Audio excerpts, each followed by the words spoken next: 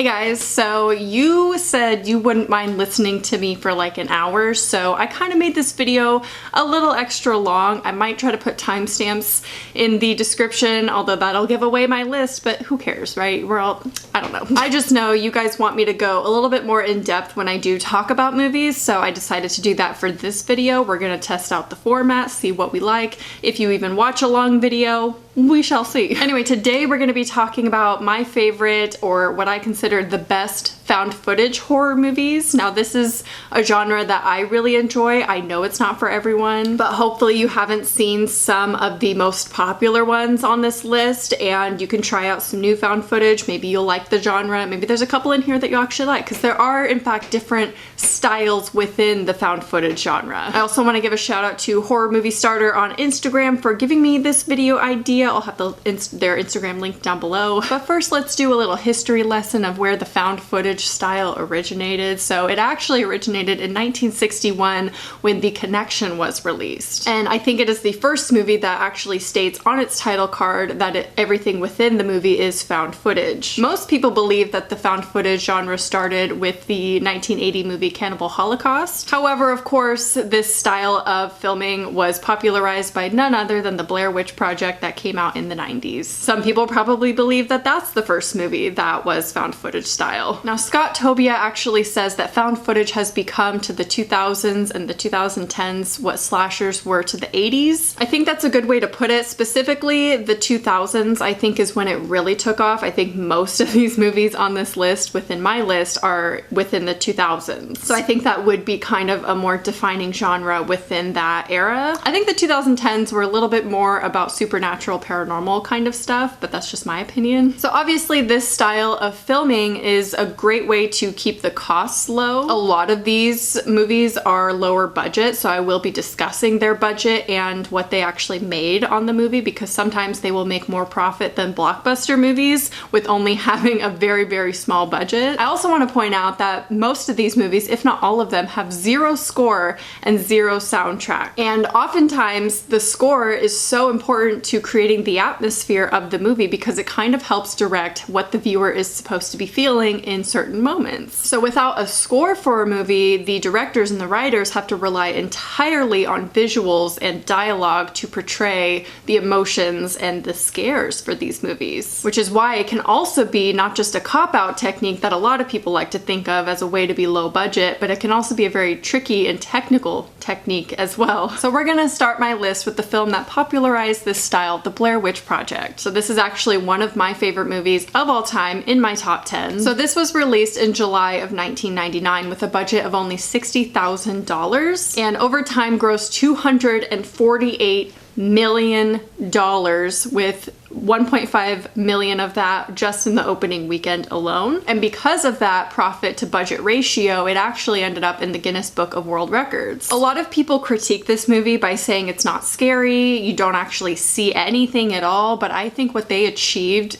as far as scares and what you're actually feeling within the movie while you're watching it without showing much at all is phenomenal. It takes real talent to be able to portray a movie like this and have it be super effective, not just for the viewers at home while we're watching it on our laptops or TVs, but also for the theater goers that thought this movie was actually real. And I think a lot of people forget that the marketing for this movie was portrayed as real found footage from a police department. Obviously, with hindsight, we're in 2020. We know that movie's not real. We know that movies like that exist all the time now, so we're not really taken aback by this new style. But given the time period that this was released in, I think it was profound. I think the Blair Witch Project did so many things right while making this movie to where you actually feel the fear from the actors themselves, and that is because most of the fear and irritability that we feel from the actors was real. They actually used techniques that would create tension between the actors, like the real life actors, and actually scared them with their own jump scares that they were not aware of. They were given the script slowly so they wouldn't necessarily anticipate what was going to be happening next, so a lot of their emotions within the movie were real. They even rationed food and sleep to create irritability in the actors. this. Another thing that they did that was kind of funny and pretty effective was that the actors were kind of nobodies. They had never been in anything before and didn't really do anything after, which helped them market this as real found footage. So I don't want to spend too long on just this one movie, but I really wanted to spend time on it because it's one of my favorite movies of all time, and I just wanted to defend it a little bit because I think a lot of people criticize this movie, but I just think it's a little misunderstood. I also want to give an honorable mention to the remake slash sequel, the 2016 one of Blair Witch. I think that this one was done pretty well. I think first glance it's kind of a cheesy portrayal of this kind of story, but I thought that the last third of that movie really made up for it, and I thought it was genuinely scary. So if you find that the original Blair Witch Project is not scary and it's not for you, maybe you should try the sequel to it, not the Book of Shadows, but the 2016 Blair Witch. So the rest of this list is not in any order whatsoever, but we're gonna talk about Creep. So Creep was released in 2015. There is a sequel to it, and it was okay, but it definitely wasn't as strong, I think, as the first movie, and they are working on a third right now. I just hope they don't overdo it. I wasn't a huge fan of the second one. It was just okay. So I hope the third isn't like, we're not going on a downward spiral here. So this movie follows a videographer who is hired for a day by a strange man who lives in a remote cabin in the woods and begins to act strangely. He wants to record his last messages and claims that he is dying. I think this movie does such a good job on the buildup of odd behavior. So if you were actually in this videographer's shoes, it would be very awkward to like leave at any point in time, especially if you're just like, you know, you don't want to be rude. Like, if I leave, is it rude? But you're getting weird vibes. I think it really puts you in that situation and makes you highly uncomfortable. Also, the entire film is actually improvised by Patrick Brice and Mark Duplass. It was based on a series of conversations that they had, and when they presented this to their crew and their friends and colleagues, they decided it should be a psychological horror movie, originally meant to be a psychological comedy. This is also produced by Jason Blum from Blumhouse, so it also had another big name, not just Mark Duplass. I couldn't find anything in regards to its budget and what it actually profited from it. It was straight to Netflix, I believe, but it is a lower budget movie for sure. But it does feel almost real because the entire script is improvised, so it doesn't feel scripted in any way or, you know, overly directed or produced or anything like that. I feel like it's one of the most natural kind of flowing movies on this list. So let's talk about a very popular one amongst you guys. It's like almost all the comments were about this movie in my last video of the best 50 of the 2010s, and that is As Above, So Below. A lot of you guys were thanking me for talking about it and actually liking this movie because apparently not a lot of people do. I get that. Like I said, found footage, not for everyone. So this was released in 2014 and is set in the Paris catacombs, and a group of explorers attempt to find the Philosopher's Stone, which is rumored to be down there, only to find themselves face to face with the darkest parts of their past. This is probably one of the movies that have a little bit of a higher budget. It's definitely not the highest budget on this list. We will get there, but it does include a lot of effects in it, so it's not as simple of a movie as something like Creep or the Blair Witch Project. So their budget was actually $5 million and grossed worldwide over $41 million, so that's a very decent profit. One of the reasons why I think their budget was actually so high is because it was filmed on location actually in the Paris catacombs. This is actually the first time that the French government allowed a production to be filmed down there. I think that adds so much to this movie because if it weren't for the actual setting of being in the real catacombs, I feel like this movie could come across as a little bit cheesy. I think some people think it's cheesy anyway, but I think the setting adds so much to this movie. There is numerous jump scares within it, but I do feel like the scares are effective and the actual horror elements that go into it are really good. It also kind of messes with your head and space and time, which is one of my favorite features when movies do that, so that's one of the reasons why I really love it. So next we're going to talk about a gem that maybe you haven't heard of, and that is Devil's Pass, or Dyatlov's Pass. This movie was released in 2013 and follows a group of 5 college students who go to the location of the famous Dyatlov's Pass incident that occurred in Russia where 9 hikers went missing. This is actually based on a true story. At first glance, this kind of appears to be a cheesy indie kind of movie, and it pretty much is that. It is a gem. It's an indie B movie, but I really liked this movie and I don't think I've heard anyone ever talk about it, so I had to mention it in case you haven't seen it. I also recommend not watching the entire trailer because it definitely shows way too much. Now this is one of those movies that might be seen as a little bit offensive because it takes a real life tragedy and turns it into something fictitious like paranormal or supernatural almost, much like Chernobyl Diaries. which we'll talk about. I also couldn't find the budget for this movie, but I imagine it wasn't as low of a budget as movies like Blair Witch because they did have effects in there and it wasn't all real. Very much not real. Kind of bad CG, but you know, I'll forgive it. I think this is an underrated low budget gem and I had to recommend it. So since I mentioned Chernobyl Diaries, let's talk about that one next. So this was released in 2012 and if we're gonna compare, I do think that Devil's Pass has a slightly similar tone but definitely lower in budget. Chernobyl Diaries is definitely more well done. The budget for Chernobyl Diaries was $1 million, pretty high, and grossed over $38 million. And I say high, but like high for found footage. So Chernobyl Diaries follows a group of tourists who decide to take a tour of Pripyat, where a nuclear reactor exploded, leaving the city abandoned and radioactive. It's actually still a tourist destination to this day. You can take a tour of Pripyat for under $100. Like I mentioned, it does take a real life tragedy, something that actually did happen and killed a lot of people, and create this fictional kind of story. It's not a direct recreation or anything like that, so I don't find it to be as offensive. So maybe it's not really a movie done in the best of taste, but I do really like this movie just as a fictional type of movie. There was one organization that actually used this movie to raise awareness and funding for the children of the disaster. So this movie is actually done by Oren Peli, and he brought us a very famous found footage franchise. You might have heard of it. Paranormal Activity. So let's talk about the famous found footage franchise that rocked the 2000s. I think Paranormal Activity, although a lot of people hate it, I think it brought a new meaning to found footage. It brought a new way to portray found footage instead of the shaky handheld, although there is some of that. But I think it solidified the genre even more. It expanded the concept of found footage movies to include security camera footage, which I think adds another layer of creepiness, and it actually makes it easier for people who do get motion sickness from found footage to be able to watch these kind of found footage movies. I think Paranormal Activity is a great example of how you can take a simple movie plot with an extremely low budget and make something not only financially successful but effective and actually scary for the viewers. Their total budget is the lowest budget on this entire list of $15,000. $15,000. It grossed over $193 million worldwide. This movie had an even lower budget than the Blair Witch Project and still made that much money. It didn't make as much money as Blair Witch, but the ratio of budget to profit is up there. Some of the little tricks that they used to save money is that most of the movie was improvised, at least when it came to the dialogue. They filmed it in Oren Peli's house. He spent a year decorating his house to make this movie set, his own house. And they finished filming in 10 days. So a lot of people like to take Paranormal Activity for face value and just kind of criticize it from, you know, based on what they see on the surface. But given all the tricks that they used to save money, their actual budget of it all, and the fact that they improvised it and it still made so much of a profit, and a lot of people love this movie. I mean, are we missing something?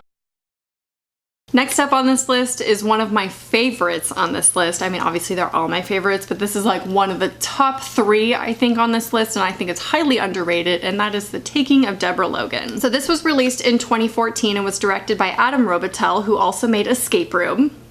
So I'm not biased at all. So this movie follows a camera crew who are documenting an elderly woman who has Alzheimer's, and they follow her and her daughter as they deal with her condition. Normally, I wouldn't be a fan of using something like Alzheimer's for horror purposes because I think that can come across as a little bit offensive, but trust me, this movie is so much more than that and does not exploit the disease of Alzheimer's. Now, I saw online that the estimated budget was $1.5 million for it, but only made $400,000 worldwide. So that doesn't seem right or fair to me, and I'm not really sure how movie budgets work, to be honest. To me, it's one of the best on this list, so maybe it was because it just went straight to streaming services and wasn't bought by anyone. I don't really know. If someone wants to explain it to me, please do. So given that their budget was actually on the higher end when it comes to found footage movies, I thought that the effects that they used The effects are so good. The acting was so amazing. And I think that's really what makes this movie so great, is because they were willing to spend a lot on the effects and getting decent actors, which I think are two of the weak points when it comes to many found footage movies. This is on Shudder right now. If you have yet to see it, definitely go and get Shudder and watch it. Not a sponsored video, by the way. So now we're gonna talk about one of the most famous found footage horror movies, and that is Cloverfield. So this was released in 2008, and it follows a group of friends at a party in NYC, and it is attacked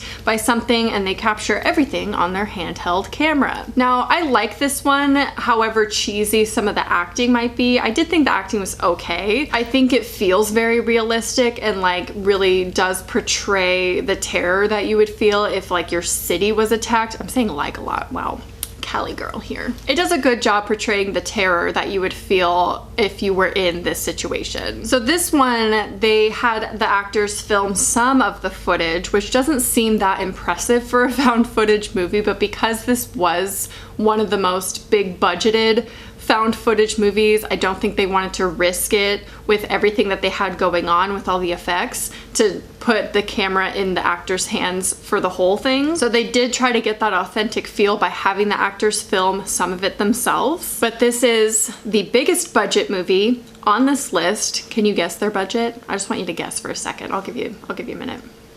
25 million. I think it's honestly due to the fact that they had so much effects. Like they had to use so much special effects in this movie. I mean, they were creating whole ass monsters, okay? It still turned a profit and made 172 million worldwide. And this is one of the movies that actually caused the theater goers a lot of motion sickness, and a lot of people had to walk out. This is obviously probably one of the biggest complaints when it comes to found footage movies. And I think a lot of people see like Cloverfield in theaters or even on their TV at home and think, found footage isn't for me, because they do get so sick. This one just happens to be one of the most shaky movies on this list, but there are plenty of found footage that are more stable and shot differently. Like I said, there's different genres within the found footage genre. So if you didn't like Cloverfield and now you think you don't like found footage movies, please give some of these other ones a try. What's strange to me about Cloverfield is that the sequel, 10 Cloverfield Lane, would go on to be a big budget, regularly shot horror movie. And I loved that movie. It's my favorite out of the whole Cloverfield franchise.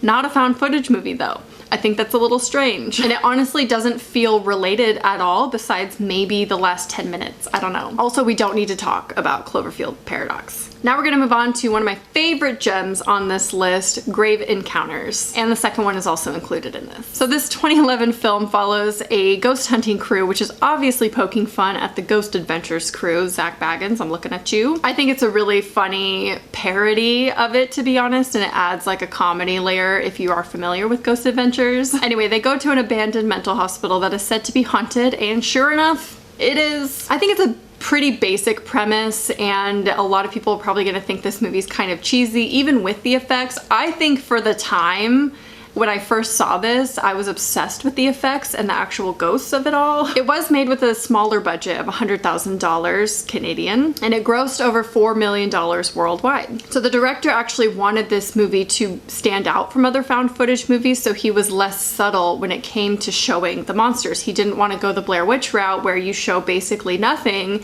but create the tension. He wanted to actually have the ghosts running at you on the camera. I think this is definitely a risk, because there's a fine line between showing too much of the ghost and showing just enough, and I think this movie is right on that line, because there were plenty of moments where it's just a tease of like what you're looking at, and I love those kind of moments because you get to fill in the gaps of like what it completely looks like, or even just, you know, when you stare at something too long, it becomes not scary. Mama is a great example of that. I love that movie, it's one of my favorites, but you do eventually see Mama too much. It was a very effective movie for me personally. I love it. I even turned myself into this nice little ghost lady inspired by it in 2013. So the next movie we're gonna talk about is The Houses October Built. Again, I'll include the sequel in this as well. This movie was released in 2014 and follows a group of friends who are documenting their road trip, finding the best and scariest haunts while being stalked by some strange individuals. This of course takes place around Halloween time and is one of my favorites to watch around that time. I think this movie is really good at making it feel really authentic and like you're actually there. I think they also had the actors film most of this as well, if I'm not mistaken. I think this movie has a little bit of a slower burn, but it definitely builds that creep factor, and then the ending, the climax and everything is just so like shocking. I think a slower burn in the beginning of a found footage movie is actually really effective in creating the tension and the creep factor of like these people are slowly being stalked and you don't really know where it's gonna go, although you're watching a movie so you kind of have an idea of where it's gonna go. So the next one is actually two, and people are gonna be very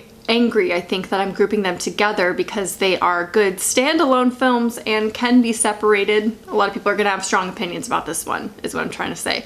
Quarantine and Wreck. I personally have a closer bond with Quarantine, so that's really my recommendation, but obviously it is a remake of the Spanish film Wreck. So Quarantine is about a reporter that is following a fire crew to a building which then becomes quarantined due to an outbreak of a virus within it. So the budget of this film is again on the higher end at $12 million, and it made over $41 million worldwide. There's a couple factors as to why I think this movie was so effective, and that is because it was shot in chronological order and they used practical effects, which I loved. And the lead actor, Jennifer Carpenter, was actually kept in the dark, wink wink, with some of the sets towards the end of the movie, so she was genuinely surprised, and yeah, that's all I'm gonna say about that. Obviously Wreck is also really amazing, so if you have seen one but haven't seen the other, watch both. Next we're gonna talk about an indie lesser known found footage movie called The Sacrament. So this 2013 movie was done by director Ty West, who also directed a short in ABCs of Death and a short in VHS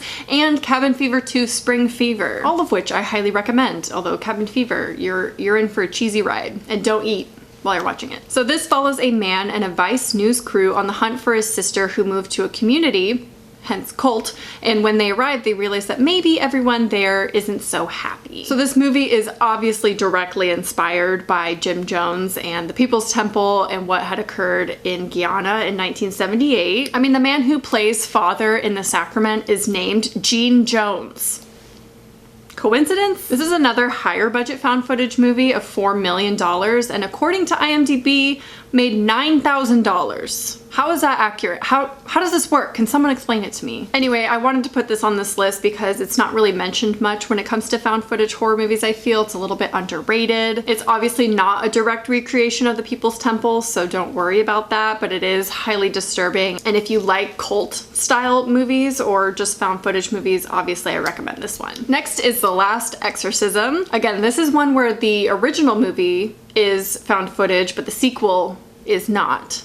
What's up with that? This movie was released in 2010 and follows a family who agreed to allow their daughter's exorcism to be filmed. So it's another documentary style found footage film, which is another subgenre within the found footage genre. So the budget for this was $1.8 million and it grossed over $69 million worldwide. So that's a great ratio. So Ashley Bell, who is the lead actor in this movie, actually did all of her own body stunts and contortions in this movie, so they didn't have to use any special effects because she has hypermobility. Eli Roth was also a producer on this movie. I think this is easily one of my top picks for this whole list because it was so well done. It's like that perfect recipe of higher budget with enough like true found footage kind of feeling, if that makes any sense. I think the ending gets a little bit weak for me, but overall I think this movie is genuinely scary and I love it. So obviously I couldn't make this list without including VHS and VHS 2. Could I? I guess VHS Viral too. Let's just throw them all in there. I think these movies are probably some of the most original found footage style on this list because it is a main storyline of people who are finding these tapes, and then as they watch the tapes, we watch them, and that is what makes up the movie. Does that make sense? They're little short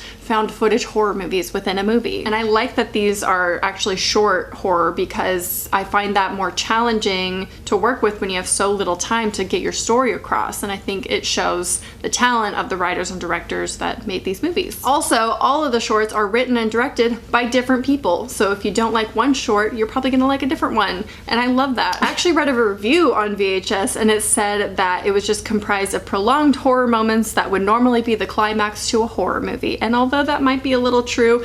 Because they're short horror, you do have to start in the middle and then you get to the point. And I think that's kind of the point of short horror sometimes, right? All right, we made it. We are on the last movie for this video, and that is The Tunnel. It's another underrated gem, I think, that no one really talks about. So this 2011 Australian movie follows a journalist crew investigating abandoned train tunnels below Sydney. The budget for this was $135,000, so it definitely falls in the category of the lower budget found footage movies. But I think it's a really good, simple, kind of straightforward, low budget found footage movie that was really well done. It's not the best one on this list by any means, but I think it is a really good gem, and because I haven't heard anyone talk about it, I had to mention it and recommend it. So let's just have a little bit of a recap for just a second. Cloverfield had the largest budget on this entire list of $25 million. Okay, keep that number in there. Paranormal Activity had the lowest budget of $15,000 and still made more profit than Cloverfield.